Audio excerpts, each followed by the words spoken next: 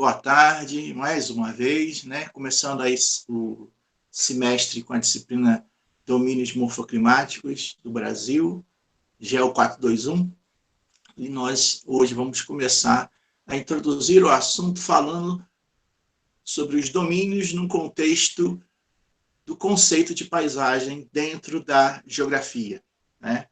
Então, vou compartilhar com vocês uma tela. Espero eu conseguir aqui.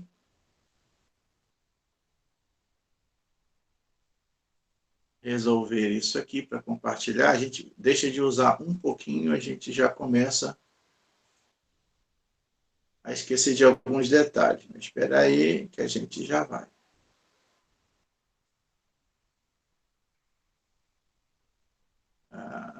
Uma tela, uma janela.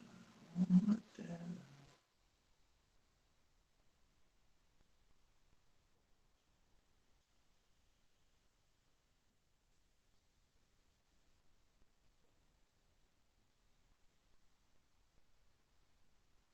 Está aparecendo ou não? Agora apareceu. Tá sim. Tá sim. Foi. Então, obrigado, Sinara. Então, eu vou ficar um quadrinho menor, mas eu estou olhando aqui para a tela do computador. Se eu estiver aparecendo que eu estou olhando por outro lado, eu estou realmente olhando por outro lado, para a tela do computador, enquanto tem outro equipamento que me permite falar. Domínios morfoclimáticos, né? Primeira coisa que a gente tem que pensar é por que a palavra domínios, antes da terminologia morfoclimático, né? Morfo tem a ver com forma, climático tem a ver com clima. Então, como é que a gente pode entender a palavra domínios? Domínios ela se remete a uma dimensão escalar, né? Na climatologia, vocês escutam falar sobre zonas climáticas, não é isso? Né? Zonas climáticas são, na verdade, uma unidade espacial escalar global, aonde o elemento clima, a partir da radiação, é definido, né, essas três zonas.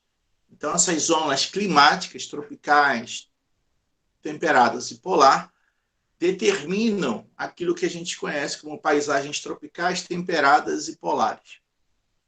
Só que, na escala, a partir dessa escala zonal, né, existem subdivisões em, eu diria, escalas inferiores. Dentro dessa lógica, né, nessa lógica global de zonas climáticas, também pode-se pensar em zonas morfoclimáticas. No entanto, essas paisagens que nós iremos abordar, de certa maneira, vamos adotar a linha de pensamento da formação dessas paisagens a partir da sua gênese. E qual é a gênese? A gênese, muitas das vezes, é uma relação dialética entre a forma e o processo, né? Não é uma disciplina estritamente geomorfológica, como também não é uma disciplina estritamente climática. Ela está na interseção desses dois elementos geográficos, nas quais vocês já estudaram em climatologia e geomorfologia, para que a gente possa ter subsídios para compreender a dinâmica de distribuição espacial desses domínios no território nacional, que vai configurar aquilo que se chama de paisagem. Certo? A paisagem, na geografia, é necessário colocar um parênteses agora, ela não é uma coisa dada em si, ou seja, você fala paisagem, você lembra só de uma coisa. Na verdade, você não lembra de uma coisa, você lembra de várias coisas. Porque a paisagem ela pode ser observada pela perspectiva física, tanto pela perspectiva fenomenológica, quanto pelo processo dialético humano. Mas, embora isso aumente a nossa possibilidade de entendimento da construção da noção de paisagem, coloco isso aqui no início da disciplina para que nós tenhamos a dimensão e a clareza de que paisagem nós iremos falar. Né? Paisagem essa que, de certa medida, é alimentada, disseminada e divulgada pelos órgãos ambientais institucionalizados pelo governo brasileiro, como o IBGE, CPRM, né, e outros institutos ou instituições, até mesmo de ensino superior. Essa divisão que está colocada aí para vocês é uma divisão que eu elaborei a partir dos 3 eixos de paradigma que a ciência geográfica se estruturou ao longo do século XX e agora século XXI. Mas eu posso também compreender a paisagem por um espectro um pouquinho mais amplo, não só através dos 3 eixos que eu coloquei de paradigmáticos, mas se eu pensar que a paisagem é também a interação ou o resultado, o produto dessa relação tão falada de sociedade e natureza, ou natureza e sociedade, como queiram, aqui no caso a alternância da posição dos fatores não altera o produto, mas essa paisagem pode ser compreendida através da fisionomia, né, que seriam os aspectos físicos ligados à morfologia, a expressão formal do espaço físico sobre aquilo que alguns entendam como território. A paisagem pode ser visualizada através da perspectiva sensorial, né, pela leitura cultural dos povos. Ela pode ser também um conjunto de estruturação ecológica, né, pensando a paisagem como algo que deva ser preservado para a manutenção da vida no planeta e, logicamente, uma paisagem como um conjunto de formas naturais e culturais patrocinadas aí pelo IFAM, pela Unesco, que vem através da patrimonialização das paisagens, alimentando o discurso e o debate sobre a preservação / conservação dessas paisagens, né? Você pode até questionar se isso é salutar ou não conservar / preservar uma paisagem, uma vez que existe a própria dinâmica da estruturação de vida dos indivíduos sobre o espaço terrestre, né, sobre a terra na qual nós estamos utilizando como um recurso também.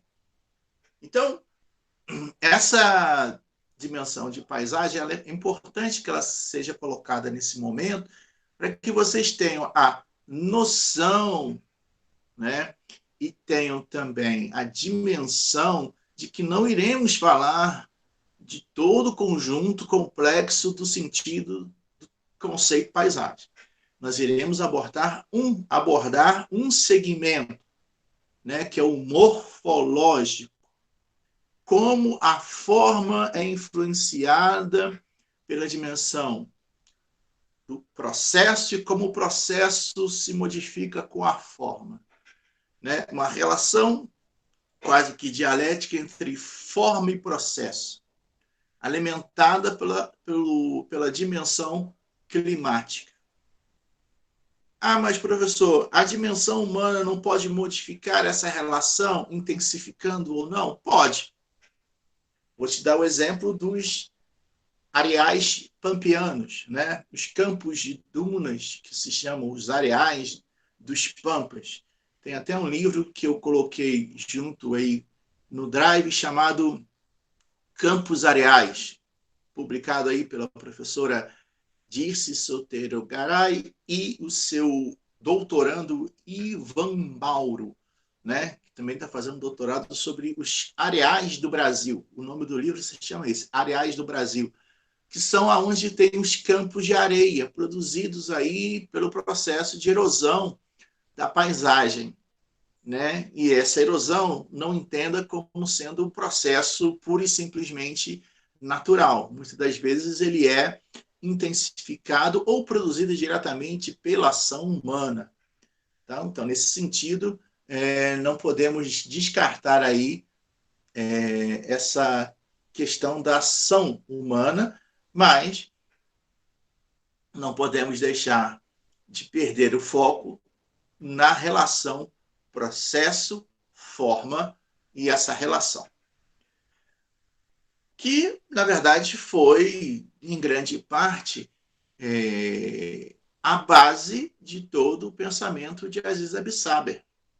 Aziz Absaber se forma na USP e é orientado por um geógrafo francês chamado Pierre Monbeg. Pierre Monbeg foi professor da USP, da primeira turma de doutorado, onde ele foi orientador do professor Aziz Absaber, né, que teve aí foi a primeira turma de doutores formados no Brasil, por essa, posso dizer, esse trabalho da escola francesa, né, na verdade, a ideia da Universidade Brasileira de formar doutores, importando pesquisadores de fora. E uma curiosidade, Pierre Monbeg, ele vai se doutorar na França depois que ele volta do Brasil. Então, é uma coisa louca, né? Os doutores do Brasil, na verdade, são orientados por pesquisadores que muitas das vezes não tinham doutorado, né?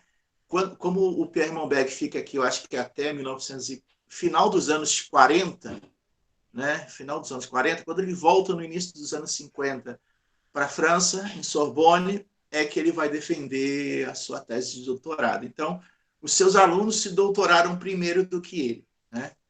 Mas foi uma estratégia do governo brasileiro para criar os primeiros doutores do Brasil, e assim foi feito. A partir daí, você tem os orientandos.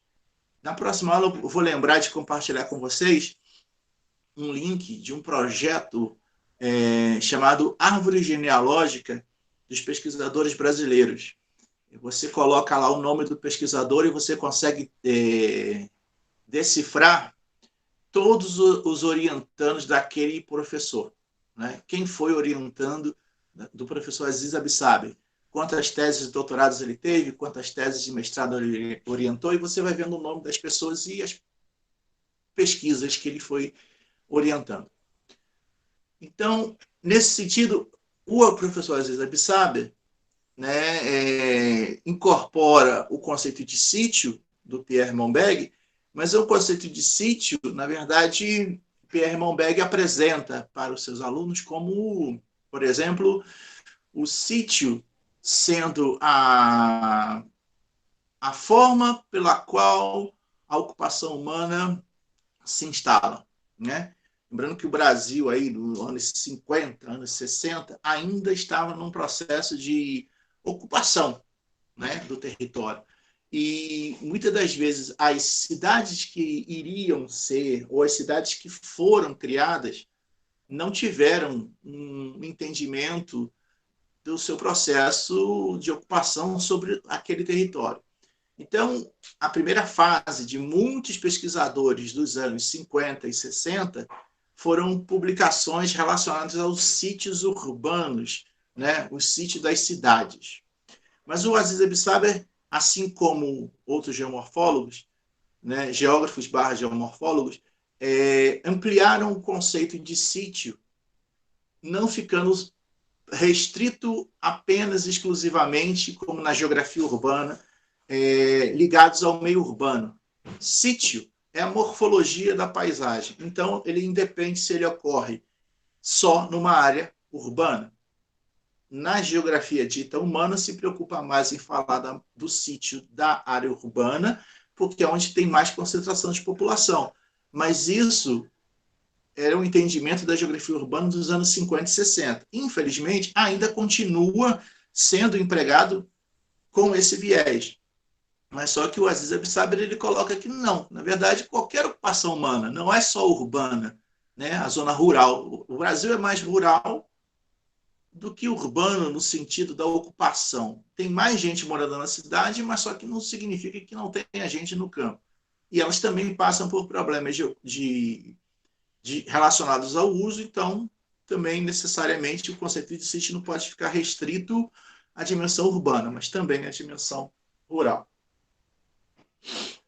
Né? Então, ao longo desse tempo, o professor Aziz Absaber vai deixando um pouco a geomorfologia de lado e vai se tornando, para alguns, um dos maiores ambientalistas do Brasil. Né? Ele é o único geógrafo que foi presidente da Sociedade Brasileira de Progresso da Ciência, a SBPC, que diga-se de passagem que hoje é a abertura oficial do Simpósio Brasileiro para o Progresso da Ciência. Vai ser transmitida pelo canal do YouTube, se você digitar SBPC. Infelizmente, por causa da pandemia, nós não poderemos estar lá presentes. Mas a universidade que está organizando o encontro desse ano é a Universidade Federal de Juiz de Fora. Né? Aqui do lado, 3 horinhas, coisa rápida. 3 horas de ônibus, né? 3. Se você for de carro, de repente você faz em 2. Mas o evento será totalmente online e teremos 2 mesas pela primeira vez, organizadas pela Associação de Geógrafos do Brasil, com 2 temas, né? Muito ligados a essa relação sociedade-natureza. Um vai ser do professor... Vai estar presente a professora Alexandrina, da Federal de Sergipe, o professor Tomás, da Unesp, o professor Marcelo José, da UFRJ, que vão falar das ambiências, né, da relação sociedade-natureza e os conflitos no Brasil, da pandemia. E uma segunda mesa vai falar sobre os territórios minerários de Minas Gerais, que vai ter a presença do professor Lucas, que pertence agora ao programa de pós-graduação da UFV em Geografia, mas ele é professor do IFET, se não me engano, é Conselheiro Lafayette. E se vocês procurarem aí no Facebook, já distribuíram vários. É o Lucas Magno, exatamente, Carlos. É do de Muriaé, Edson, eu estudei com ele. Você estudou com ele? Sim, ele é meu professor. Ah, foi meu aluno, né? Ele é ótimo. Meu primeiro trabalho de campo, me lembro, ele foi da junto turma. com o Gustavo, né, na mesma turma. Não, Gustavo é um pouquinho mais velho. Gustavo, eu acho que é 1 ano ou 2 na frente. Mas eram contemporâneos na UFRJ. Na UFV, perdão. UFRJ foi onde estudei. Então, o Lucas vai estar falando sobre territórios minerários. Tem essa outra mesa, então se vocês puderem assistir, né? No YouTube tem a vantagem, né? Fica gravado, você procure, acha e assiste depois. Mas nesse momento que nós estamos, eu posso dizer para você, é um momento bom e ruim, no sentido que o excesso de informação é bom, mas o serviço de, como se diz, aquelas pessoas que ficam selecionando material para museu, esqueci o nome. Meu pai.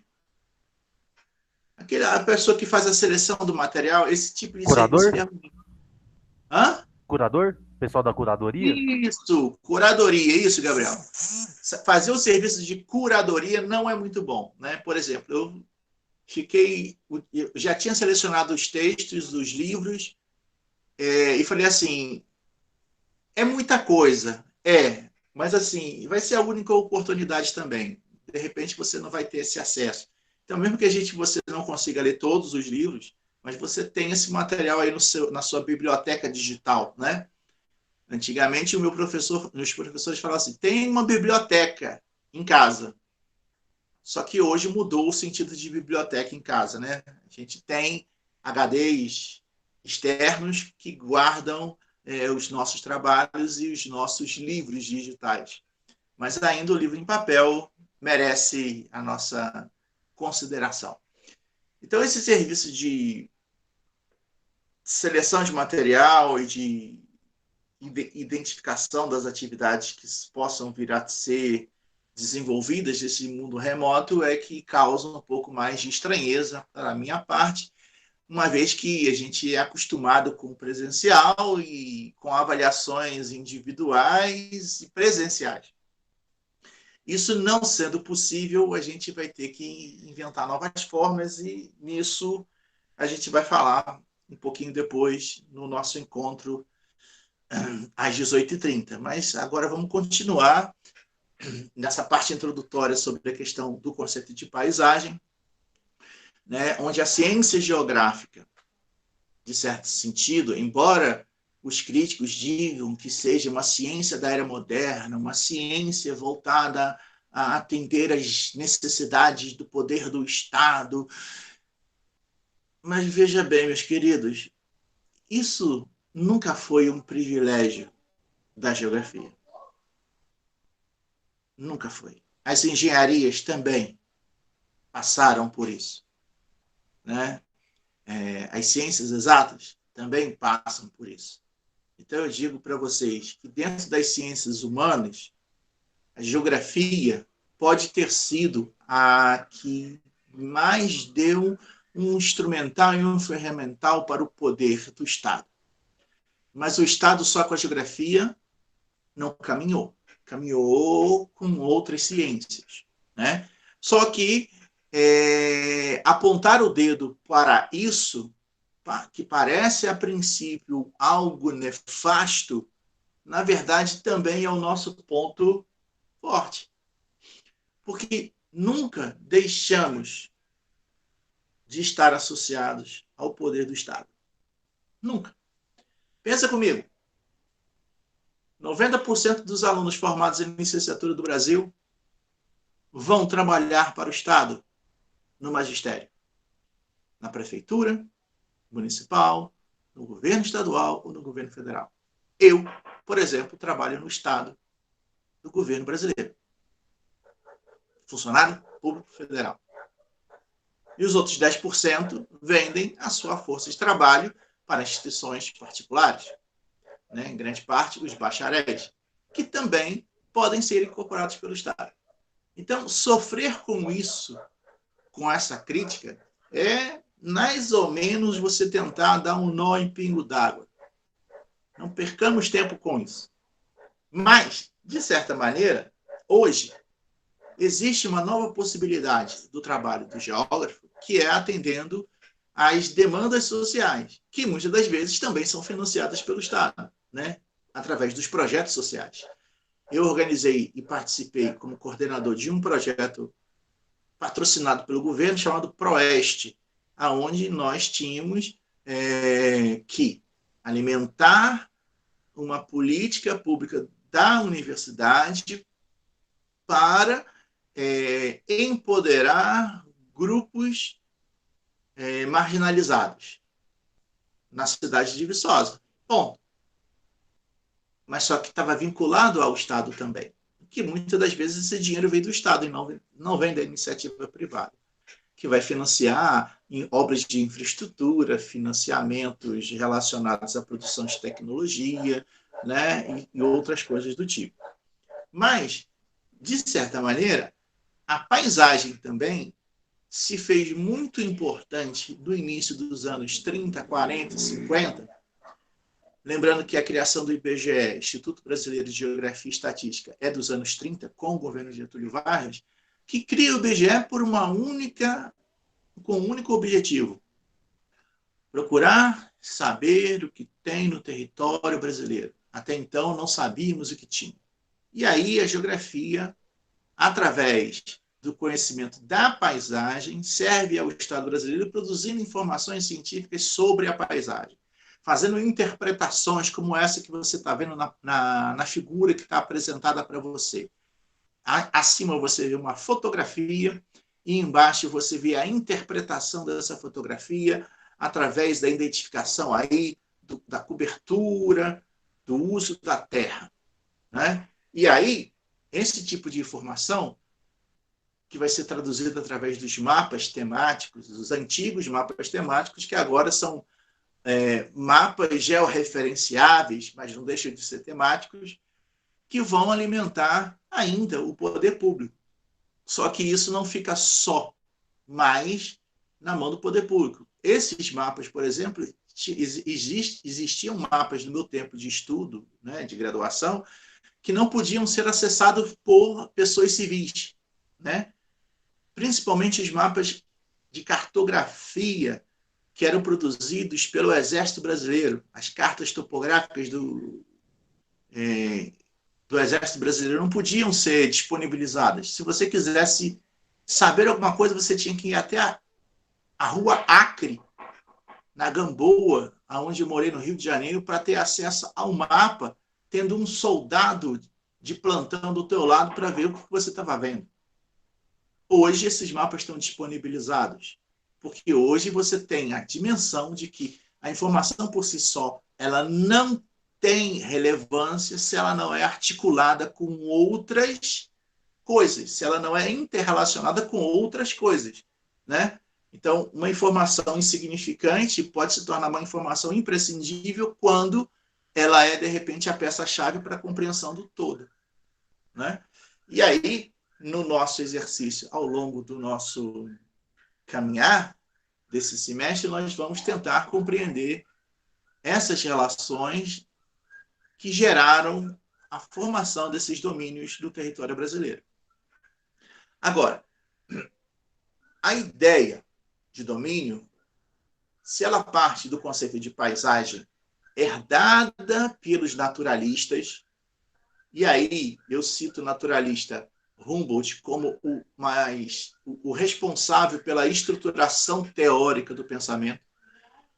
Ele não escreveu a teoria, mas ele deu a base para se escrever a teoria de que a paisagem é produto da inter-relação entre os elementos da natureza. Quem fala isso primeiro é Humboldt, quando ele visita a América, né? Lembrando que a visita à América, na verdade, era uma visita imperialista, porque era uma viagem científica para medir as longitudes dos portos, para atualizar a base cartográfica da Marinha Inglesa. E nesse trajeto, né, nesse percurso, o Humboldt ganhou uma carona. E aí ele vem, faz as suas coletas e estabelece a criação da imagem das Américas para os europeus, né? Através da descrição. Então, o que ele descreve, não só com palavras, mas com desenhos, é a forma pela qual a paisagem é enxergada pelos europeus. Ela é vista, né? Então, o conceito de visão ele pode ser ampliado para a leitura, né? Ou seja, eu também enxergo a paisagem quando eu leio a descrição da paisagem, que pode ser uma pintura ou pode ser um texto descritivo. Não é só a imagem, né?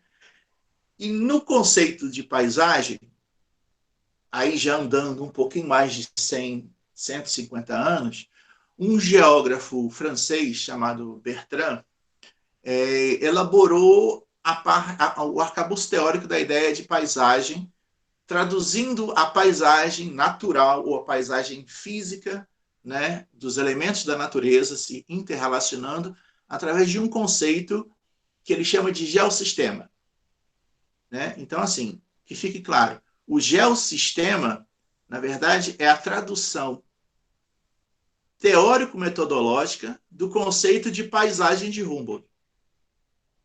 Lembrando que Bertrand não é o primeiro a teorizar sobre o conceito dessa paisagem natural / geossistema.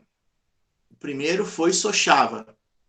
Mas Sochava fez assim como Humboldt, ele foi contratado pelo governo russo para compreender a paisagem da Sibéria e, assim, instrumentar o governo russo para explorar a Sibéria. O que tinha na Sibéria? Permafrost. Então, o que determinava a morfogênese daquela paisagem? O controle estava no solo. Então, a ideia de geossistema da paisagem russa é controlada pelo solo e não pelo clima. É pelo derretimento da geleira, derretimento do gelo do solo. Mas na França não tem isso. Então, o Bertrand pensa que a paisagem não necessariamente é uma Sibéria. Porque na Sibéria do início do século XIX não tinha nada, não tinha ocupação humana. Né? Na França, você tinha. Então, como eu traduzo esse conceito para a França que tem ocupação e na Sibéria que não tinha? Então, o Bertrand insere no conceito de geossistema a ação humana, através daquilo que se chama de ação antrópica. Existem muitos críticos que dizem ação antrópica. Não é ação antrópica, é ação do homem. E de que homem? Para que homem? A exploração do homem do homem. Mas eu não vou entrar nisso. Né? Ele que elaborou a ideia e escreveu ação antrópica. Entenda ação humana, que se relaciona com o potencial ecológico, que seria o produto da geomorfologia, do clima e da hidrologia, e com a exploração biológica, que seria a relação entre a vegetação, o solo e a fauna. A relação entre esses três eixos vai gerar aquilo que ele chama de geossistema, mas que você entenda que é a paisagem. Paisagem, aí, no caso, controlada também, interferida também pela ação humana. E aí, o Bertrand cria uma hierarquia de paisagens.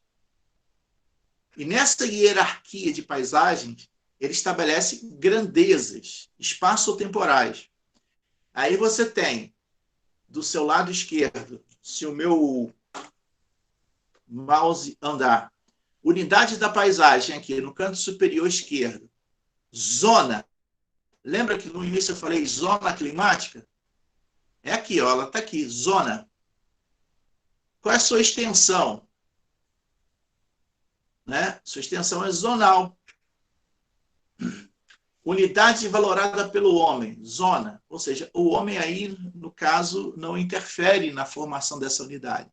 É a relação do clima através da distribuição da radiação solar. Depois da zona, vem o domínio. O domínio já é a unidade da paisagem onde existe um controle estrutural da geologia que, ao se relacionar com o clima, gera uma paisagem específica daquela relação entre o clima e a estrutura da superfície terrestre. Depois de domínio, você tem as regiões naturais. Opa! Depois das regiões naturais, você teria o geossistema, que é a partir daí que a ação humana é corresponsável pela produção da paisagem.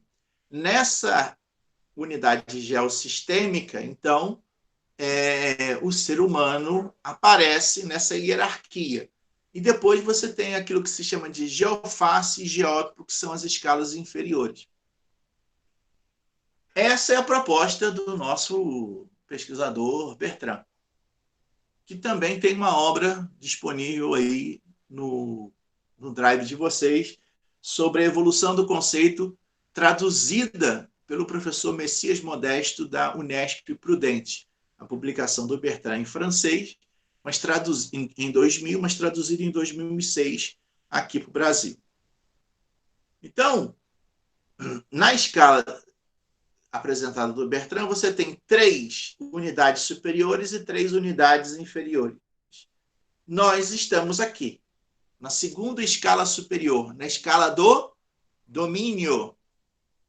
Né? Então, faça um parêntese. Professor, se a paisagem aqui apresentada por você está relacionada à produção da relação de elementos em escalas superiores, aonde o homem não interfere, então significa dizer que ao delimitar uma unidade morfoestrutural, morfoclimática, o trabalho do geógrafo acaba. Mas isso já foi feito em meados do século XX, anos 60 e 70, para o mundo todo.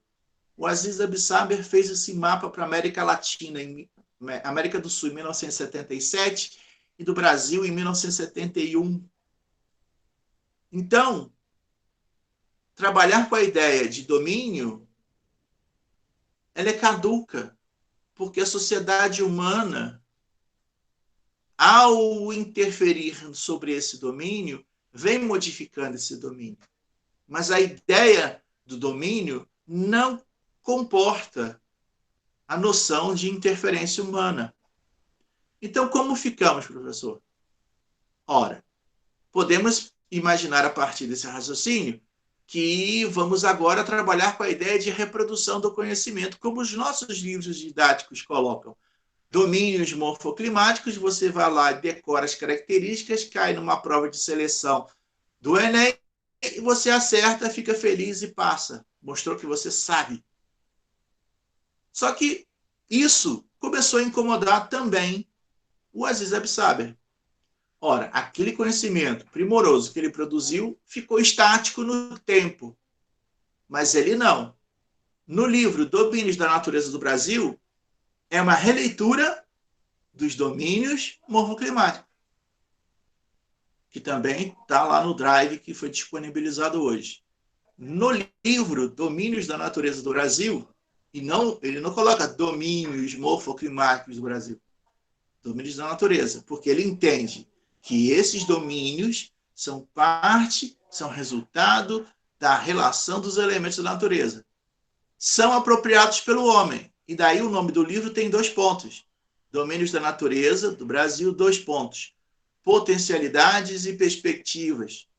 Ou seja, como o uso humano desses domínios vem causando problemas e quais são as potencialidades desses domínios de paisagem que não podem ser subvertidos, senão causam problema. Exemplo, não adianta você querer achar que vai conseguir plantar uva na Amazônia. Não consegue. Por quê? Porque a uva precisa de um período de estresse hídrico, de falta de chuva para produzir o açúcar. Então, não adianta você imaginar que vai conseguir produzir uva na Amazônia. Mas você consegue produzir uva no semiárido, em Juazeiro, né? Porque lá não chove. Mas tem um rio, que é o São Francisco, onde eu posso captar essa água e irrigar campos agrícolas e controlar a produção da uva. É uma potencialidade. Sabendo usar direitinho, gera dividendos. Não sabendo usar, gera problemas. Salinização, intensificação de desertificação, aumento de processo erosivo. Né? Mas hoje, Juazeiro tem lá o juazeirense, e aí, desculpem os cruzeirenses, mas ele só existe por causa dos projetos de irrigação do semiárido. E isso criou uma coisa inimaginável, que é ter um time de futebol capaz de, na Copa do Brasil, eliminar um time que até então era considerado o orgulho da pátria celeste nesse território nacional. Mas isso mostra a dinamicidade e o entendimento da paisagem pela sociedade no território nacional. Isso é compreender e tirar partido de um conhecimento que, a princípio, é nos apresentado como estático. Mas o conhecimento desses elementos, sabendo ser articulado e utilizado dentro de uma perspectiva de promoção do desenvolvimento, serve bastante para o entendimento dessa própria dinâmica. Então, vou passar aqui. Vou continuar. Só dizendo para vocês que, na verdade, esse trabalho do Bertrand, que é de 1968, teve uma evolução teórica, e essa evolução repercutiu aí nesse fluxograma chamado de sistema tripolar, onde ele articula melhor a inserção da ideia de ação humana e incorpora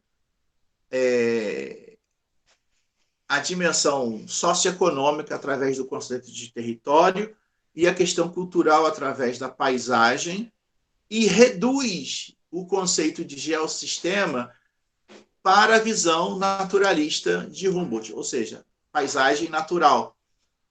E a relação desses três pilares forma o que ele chama de GTP, né?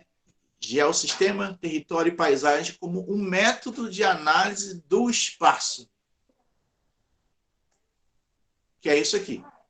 Agora, é um conceito complexo que ainda se tem tentativas de aplicação no território nacional.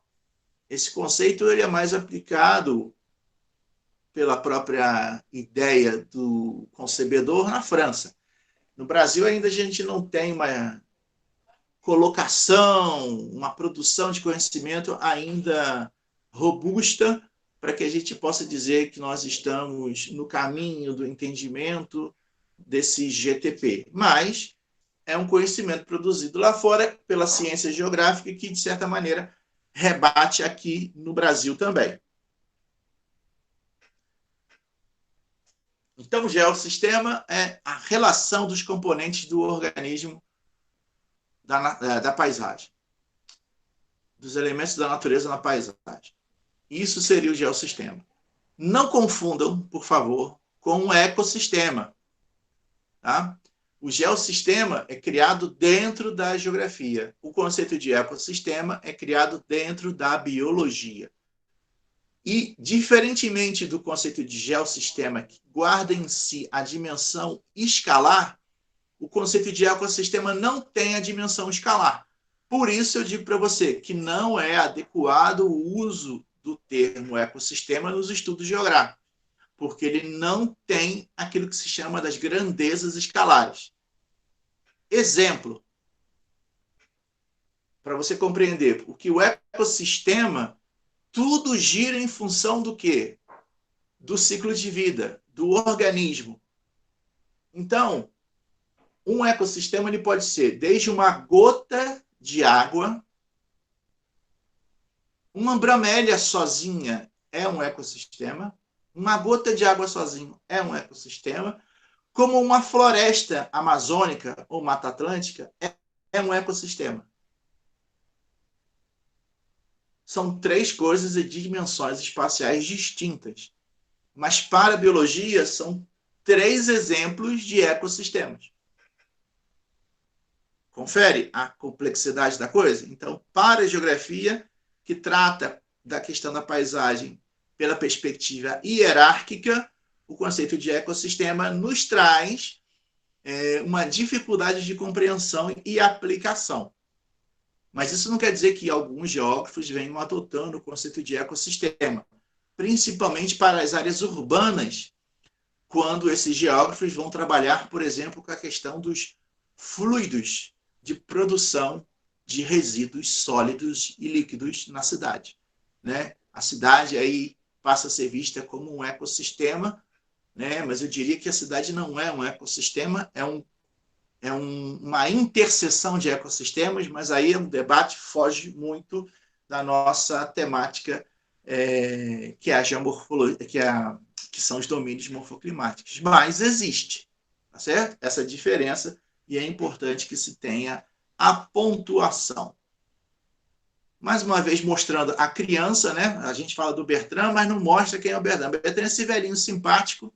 Hoje ele tem... Nessa foto ele tinha 80, mas hoje ele tem mais de 90. Tem uns 95 anos.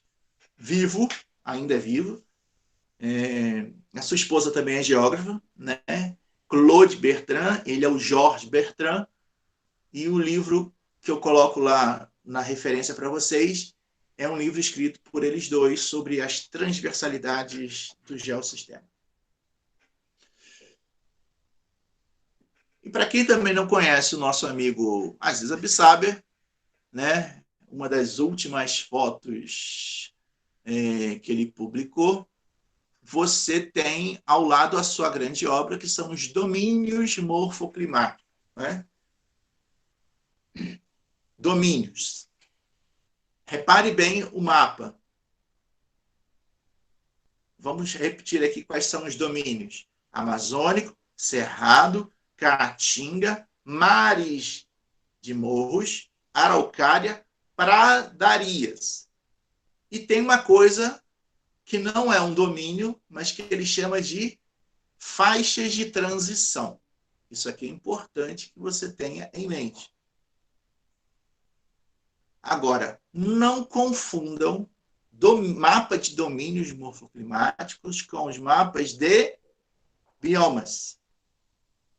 Isso é importantíssimo e isso, de certa maneira, existem equívocos cometidos por profissionais em geografia que não prestam atenção no produto visual do mapa. Esses dois mapas mostram como são parecidos, mas são diferentes. Qual seria a maior diferença entre esses dois mapas que representam os domínios e os biomas? Alguém se habilita?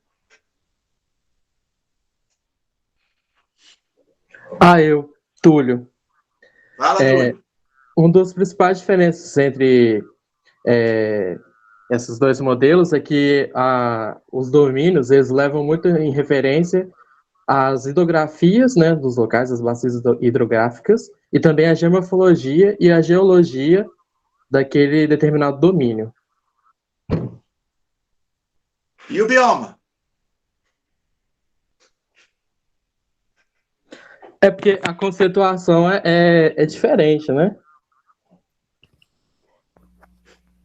Bom, eu já fazendo um complemento, eu compreendo que o bioma, né, tem a parte considera os fatores biológicos, coisas que, para alguns pensadores, né, até alguns professores acabam ensinando erroneamente quando vai falar de domínio morfoclimático, ele esquece da parte, ele deixa de lado nessa parte biológica, deixa de lado a fauna que tem nos biomas.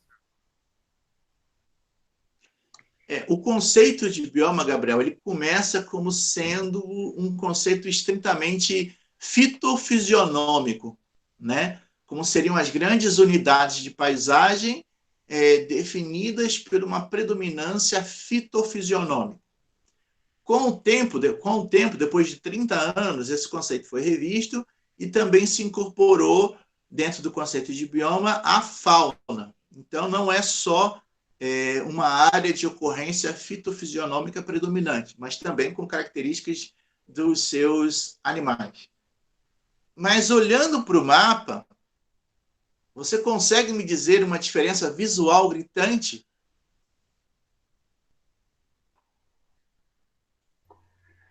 As faixas de transição As faixas de transição, exato. O que seria uma faixa de transição conceitualmente, Maurício? Vixe. Vixe, que é isso? Bom, faixa de transição. É a faixa entre um domínio e outro. Eu não vou saber explicar de forma conceitual. O próprio nome é sugestivo, né? Essa faixa entre um domínio e outro é uma faixa pobre ou rica em diversidade? Geralmente é rico, né? Porque acaba abordando o elemento de mais de um bioma, né? Isso aí, Arthur. Você vai ter a presença dos dois biomas numa faixa. Por isso que se chama de transição. Você não tem nem um predomínio de um ou de outro. Você tem a ocorrência dos dois.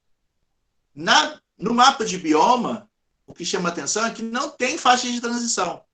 É como se você tivesse no cerrado, colocasse o pezinho do outro e você entrasse na floresta. Né? E não ocorre isso. Se pensarmos que existe dentro da biologia uma discussão se o cerrado é um ou 4 biomas, né? Lembrando que o cerrado ele pode ser o cerrado Campo Limpo, o Cerrado Estrito Senso, o Campo Limpo, o Campo Sujo e o Cerradão. O Cerradão, você vai encontrar ele na transição com a floresta amazônica. Você não vai encontrar Cerradão no Triângulo Mineiro.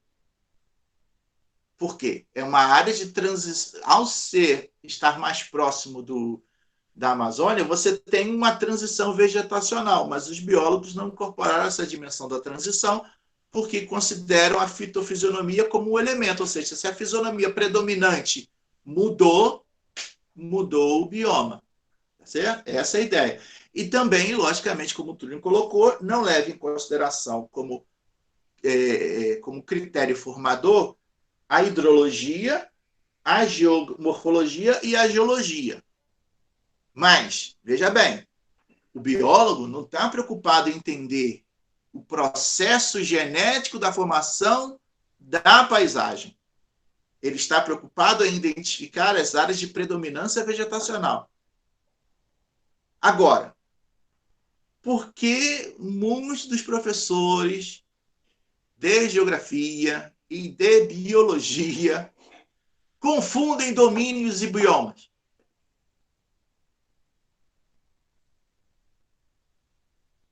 Alguém pode me dizer por quê?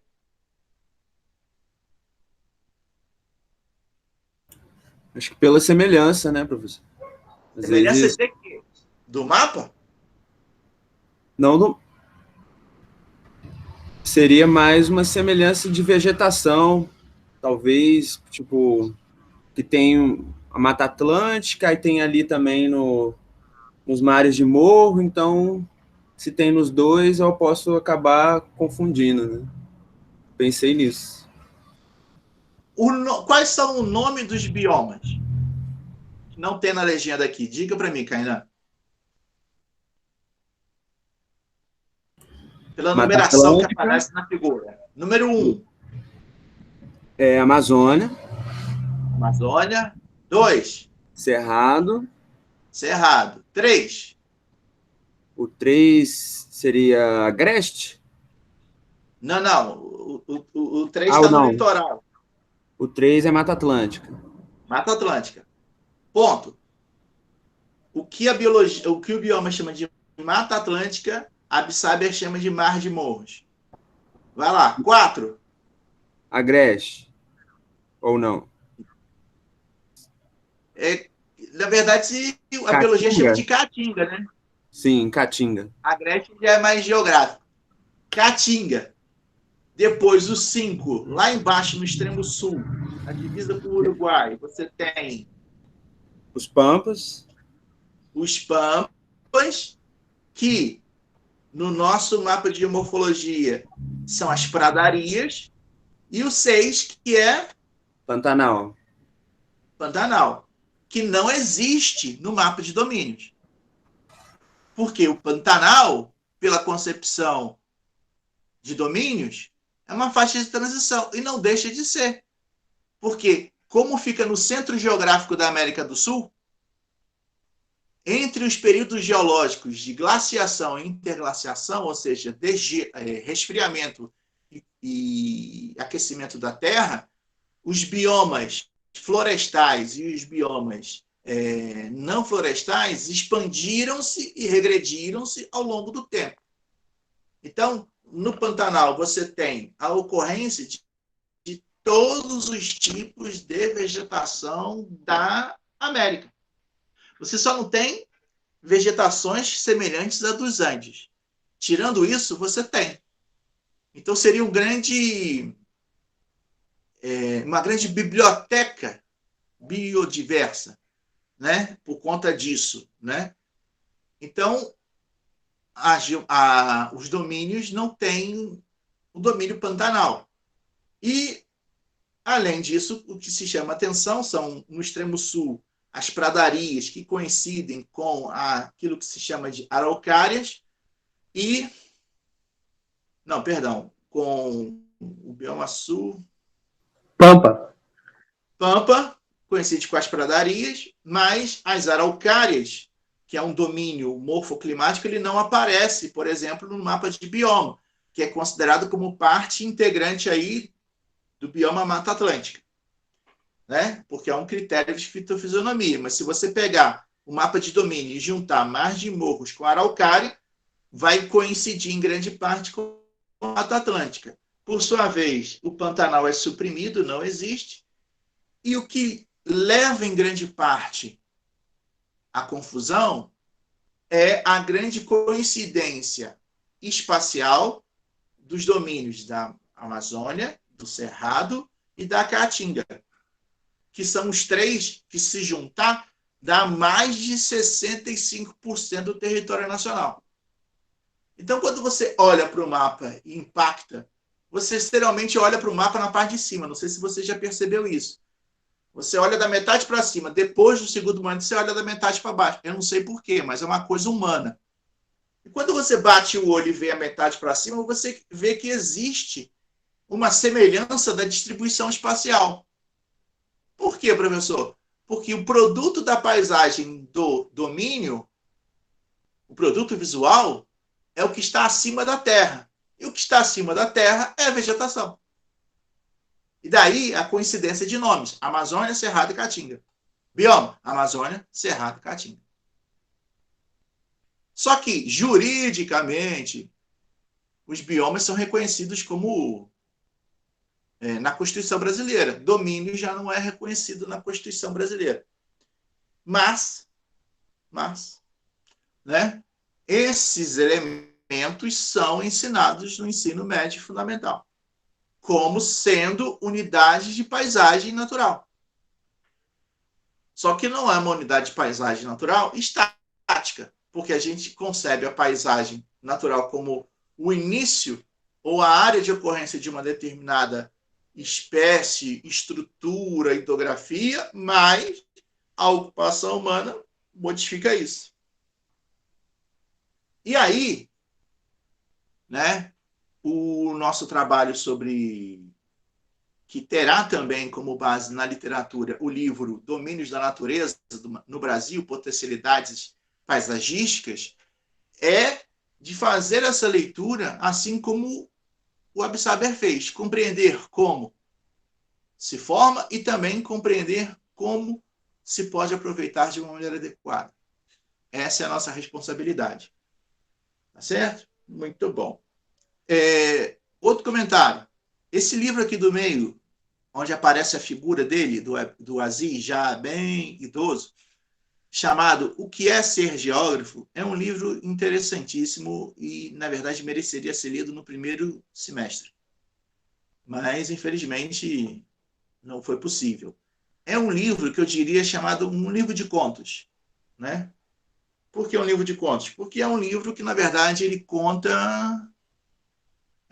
a sua relação com a geografia, desde os seus primeiros anos de vida até o momento que ele escolhe fazer geografia na USP, o que chama a atenção da geografia. Ele vai escrevendo pequenos textos de 2, 3 páginas e acaba, né? São textos curtos. E eu fiz essa experiência numa outra disciplina anterior.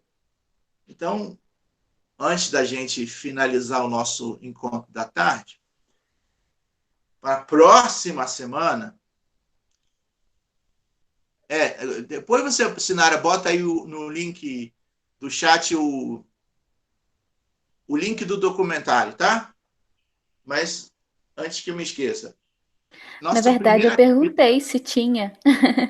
Se tinha algum documentário. Não. Sobre os domínios, um documentário específico só sobre os domínios. Assim, não. Existem documentários amplos, mas não que pegam essa dimensão. É porque tem os documentários falando sobre biomas, né? Mas, assim, domínios eu nunca parei para ver, não.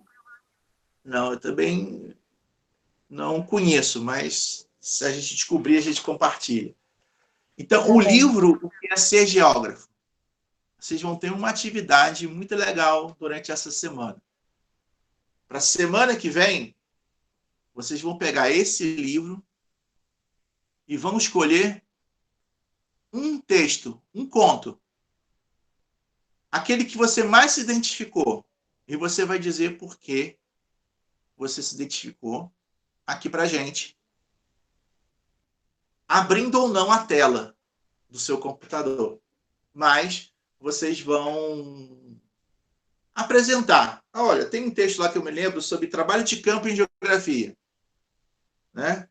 Moisés Abissaber, por exemplo, ele pegava, nos finais de semana, ele pegava ônibus, ia até o ponto final e observava a paisagem e anotava.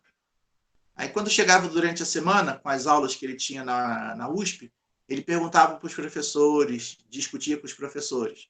Ele fazia isso. Se você se identificou com isso, ou, de uma certa maneira, você já fez isso, então você pode escolher esse texto e dizer, olha, eu me identifiquei com esse texto da página tal, título Trabalho de Campo, porque eu já fiz isso, de certa maneira isso me chama atenção, e foi por causa disso que eu escolhi fazer geografia.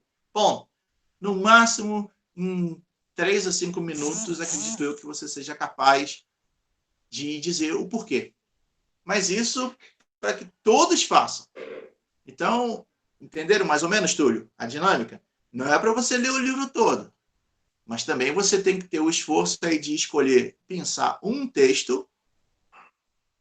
Você não precisa escrever para mim, nem passar um nada. O nosso trabalho vai ser gravado, então você vai aparecer. Se a câmera não funcionar, tudo bem, vai ficar só no áudio. E você vai dizer por que você escolheu aquela determinada passagem, aquela determinada história do Aziz Abissaber para a sua profissão ou aquilo que você pensava na geografia ou para a geomorfologia ou coisa do tipo. Entendeu, Túlio? Entendi, sim. Então, bom. Sinara, você entendeu o que você vai fazer para a semana? Entendi, sim. Muito bom. Como são 35 alunos, 35 vezes 5, dá 5, 25, 15, seria 165 minutos. Uma aula tem 110, nós temos 2 tempos, então vai ter tempo de sobra para todo mundo falar. Quem não conseguir falar na parte da tarde, consegue falar na parte da noite.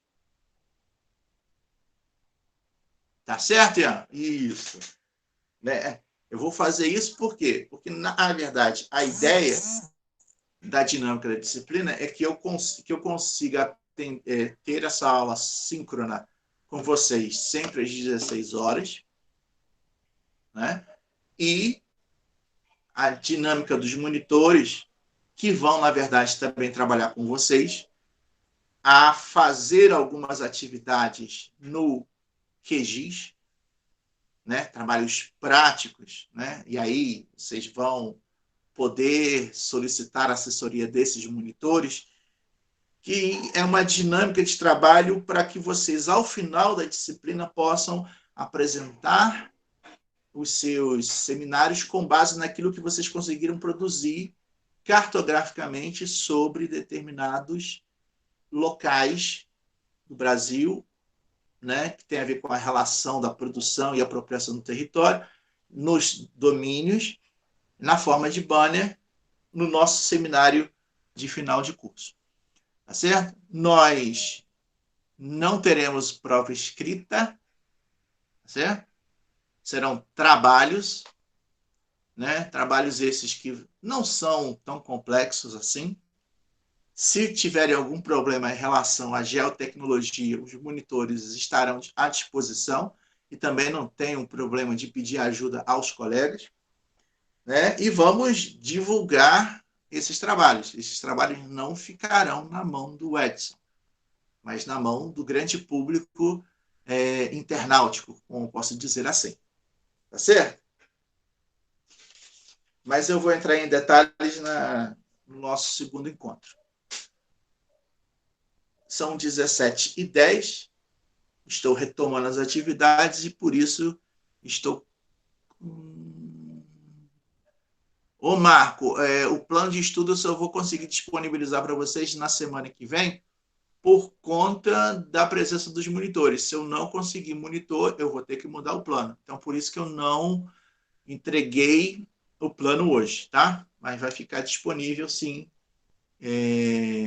para vocês no Drive ou no Zap, em todos os como se diz hoje, né, em todas as plataformas digitais. É irônico, mas é. Tá certo? O livro que nós vamos usar bastante é esse aqui, ó, né? Que também vamos fazer uma apropriação. Todo mundo fala do Brasil, Brasil, Brasil, mas assim, o Brasil está inserido na América do Sul, né? Então é importante também saber como são esses domínios para além do território nacional. Não fica só restrito ao Brasil, né? O Pantanal não é só... Pantanal não, perdão. A Amazônia não é só do Brasil, como também o Cerrado não é só do Brasil. O único domínio que é só exclusivo, totalmente, são dois, né, do Brasil, é a Caatinga e a Mata Atlântica. De resto, se você pensar que a Mata Atlântica são as mesmas características da floresta amazônica, só sobrou mesmo a Caatinga, né? Só a Caatinga, que é exclusivamente nacional. E a mais, coitadinha, a mais desvalorizada, né? Mais desvalorizada. Mas isso aqui, das zonações, eu vou continuar no próximo segmento, às 18h30.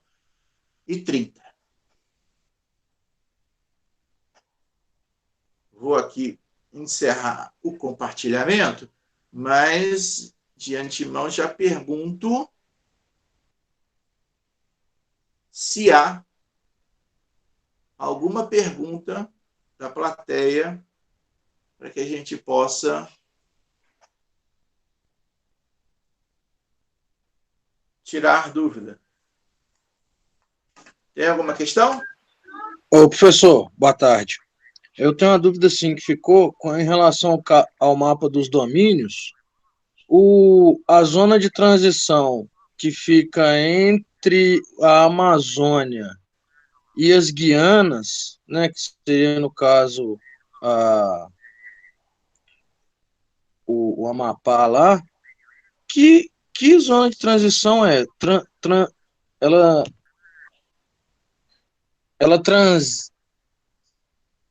muda da Amazônia para quê? Qual outro domínio que teria?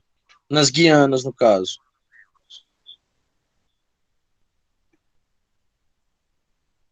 Deixa eu olhar de novo o mapa para visualizar o que você estava falando aí. Espera só um instante.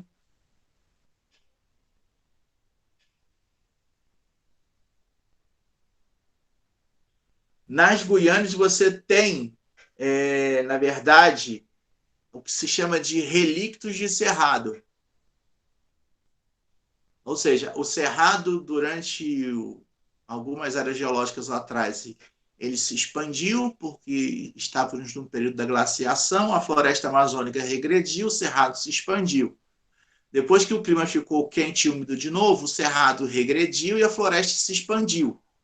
Só que alguns fragmentos desse cerrado não desapareceram da paisagem, muito em função do controle estrutural, e ficaram presentes na paisagem. Então, eles deixaram de ser predominantes, mas eles são testemunhos, né, de uma mudança de paisagem que ocorreu há alguns milhares de anos.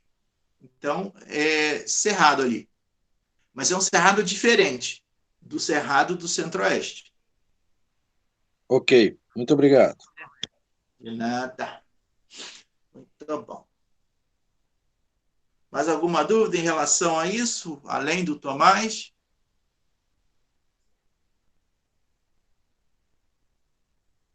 Não? Professor, boa tarde. Boa tarde. Tudo bem? Deixa eu te falar. Os trabalhos que você vai passar vai ser mais na pegada do QGIS mesmo? Vai ser tudo... O QGIS por conta de ser gratuito, né? Mas se você... todos os trabalhos vão ser através do QGIS ou vai ter alguma coisa mais teórica mesmo? Ou vai ser só software e é isso?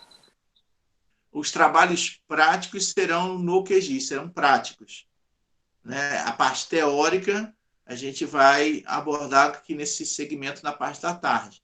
Mas tudo orientado e, no caso, posso dizer, os trabalhos linkados com as nossas atividades aqui dessa aula teórica da parte da tarde. Bacana, só isso mesmo. Obrigado. Boa tarde, até daqui a pouco. Boa tarde.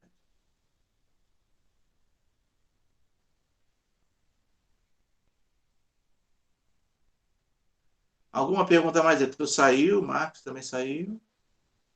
Senhores, pelo andar da hora, a gente encerra agora e retorna às 18h30. Falou? Perfeito. Combinado. Tá bom. Um abraço aí. Até às 6h30, gente. 6h30. Valeu, galera. Até daqui a pouco. Professor, você tá gravando ainda, tá? Isso. Sim. Ah. Vou tirar aqui. Até daqui a pouco, turma.